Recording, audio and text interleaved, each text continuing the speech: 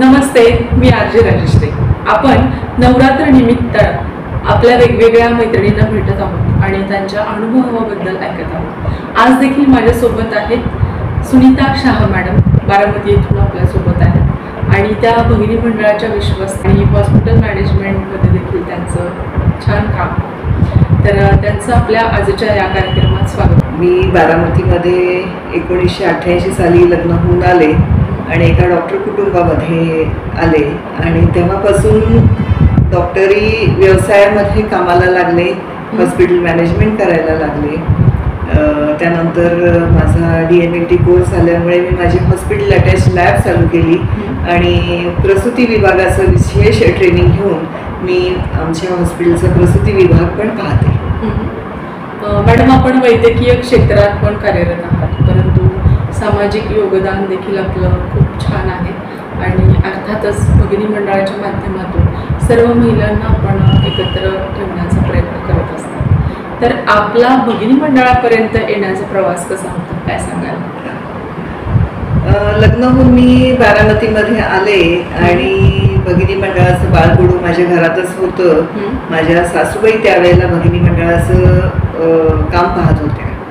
1938 साली स्थापन झालेली ही संस्था आहे आणि त्याचं आता जवळजवळ 89वं वर्ष हे चालू आहे आणि माझ्या सासूबाई जवळजवळ 30 वर्ष याचं काम पाहत होत्या आणि त्यामुळे माझं भगिनी मंडळामध्ये जाणं येणं होतंच, कार्यक्रमामध्ये भाग घेणं पण होतं। पण मी स्वतः भगिनी मंडळाचे अध्यक्ष झाले पहिल्यांदा 2012मध्ये।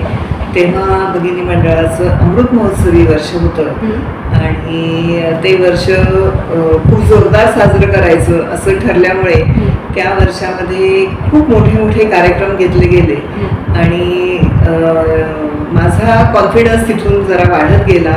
काम करण्याची कपॅसिटी भगिनी मंडळाच्या माध्यमातून सामाजिक काम करण्याची कपॅसिटी सुद्धा खूप चांगली वाढली, सेल्फ कॉन्फिडन्स सुद्धा वाढला त्या कार्यक्रमाद्वारे। भगिनी मंडळाच्या घेतल्या जाणाऱ्या उपक्रमाबद्दल काय सांगाल? भगिनी मंडळ ही संस्था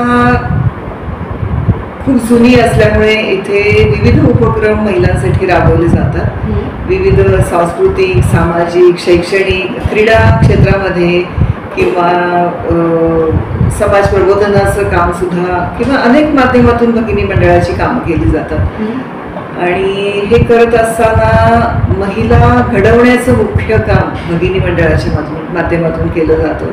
तिच्यामधील आत्मविश्वास वाढण्यासाठीचे प्रयत्न केले जातात। तिला वेगवेगळ्या माध्यमातून व्यासपीठ दिलं जातं आणि त्या व्यासपीठावर जेव्हा एखादी स्त्री येते तेव्हा व्यासपीठाची पूर्ण मॅनेजमेंट पासून विविध कार्यक्रम करण्यासाठीचा स्वतःचे गुण किंवा स्टेज डेअरिंग, माईकवर बोलण्याची अशी छोट्या छोट्या लहान सहान गोष्टीमधून भगिनी मंडळाची महिला विकसित होण्याची सुरुवात। महिलांच्या एकत्रीकरणातून सक्षमीकरण साधते का, काय सांगाल? हो, नक्कीच साधतं।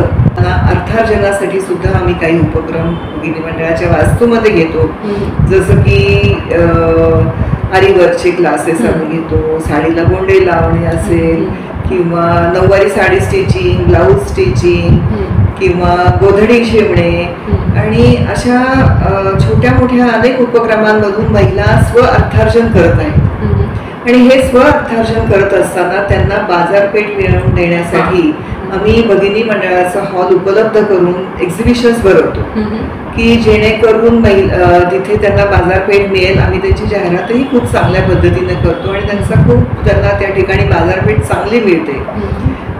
हे खूप छान आपल्याला मॅडमनी सांगितलं की भगिनी मंडळाचा प्रवास कसा सुरू आहे, महिला सक्षमीकरणाकडे कशा पद्धतीने पाऊल उचललं जात आहे आणि अर्थार्जनाची संधी महिलांना दिली जात आहे। तर मॅडम, मला यानंतर असं विचारावंसं वाटतं की भगिनी मंडळ शालेय विद्यार्थ्यांसाठी, विद्यार्थिनींसाठी असे कोणते उपक्रम आयोजित करतं का ज्यातून त्यांना त्यांच्या योजना असतील किंवा शैक्षणिक माहिती समजेल?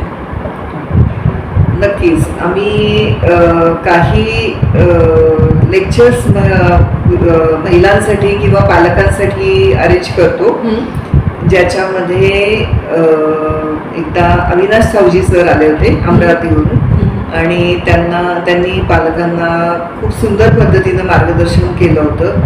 त्यानंतर कॅन्सर डिटेक्शन कॅम्प वगैरे आम्ही घेतले होते. त्याच्यामध्ये आम्ही पालकांना मुद्दाम बोलवलेलं होतं. तिथे त्यांच्यासाठी लेक्चर आयोजित केलं होतं. किंवा मागच्या गेली 2 वर्ष आम्ही विविध शाळांमध्ये की ज्या शाळांमध्ये काही सुविधा पोचत नाहीत, पुस्तकं मिळत नाहीत, अशा शाळांमध्ये आमच्या महिला दर महिन्याला जात होत्या आणि किशोर किंवा वयम यासारखी मासिकं आम्ही दर महिन्याला त्या महिन्याची प्रत देत होतो.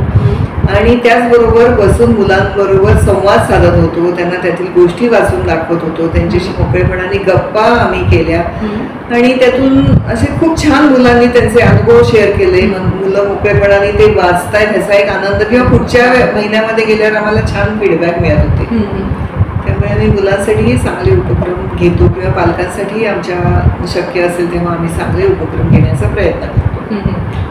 खूप छान मॅडमने सांगितलं की शालेय विद्यार्थ्यांसाठी पालकांसाठी कशा पद्धतीचे उपक्रम घेतले जातात आणि निश्चितच ते विद्यार्थ्यांना कशा पद्धतीने फायदेशीर ठरत आहेत. नवरात्र निमित्तानं काय संदेश द्या? नवरात्र म्हणजे दुर्गा मातेचा जागर, आदिशक्ती आदिमायेचा हा सण आहे. बरोबर. नवरात्रात घटस्थापना होते. घटस्थापना म्हणजे धडावर मस्तकाची स्थापना.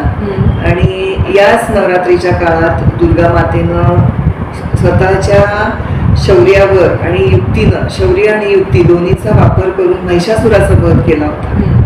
तर मला असं वाटतं की प्रत्येक स्त्रीमध्ये दुर्गेचा वास आहे आणि हा दुर्गेचा वास प्रत्येक स्त्रीनं स्वतःच्या कृतीतून दाखवून दिला पाहिजे.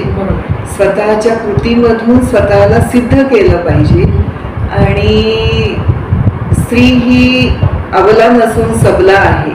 तिनं स्वतःला सिद्ध करताना कोणत्याही गोष्टीमध्ये मागे न पडता पुढाकार घेऊन सगळं जर का पुढे येऊन कामं पाहिली किंवा म्हणजे वर्किंग वुमन असेल तर ते वर्किंग असेल तर किंवा ती घरातली होम मेकर जरी असेल तरी ते सुद्धा काही कमी नाही आहे. ज्या क्षेत्रामध्ये ती असेल त्या क्षेत्रामध्ये उत्साहानं आणि धडाडीनं जर काम केलं तर दुर्गेचा हा उत्सव अतिशय चांगल्या पद्धतीनं साजरा होईल किंवा खऱ्या अर्थी महिला दुर्गा आहे, दुर्गेचा वास महिलेत आहे हे सिद्ध होईल.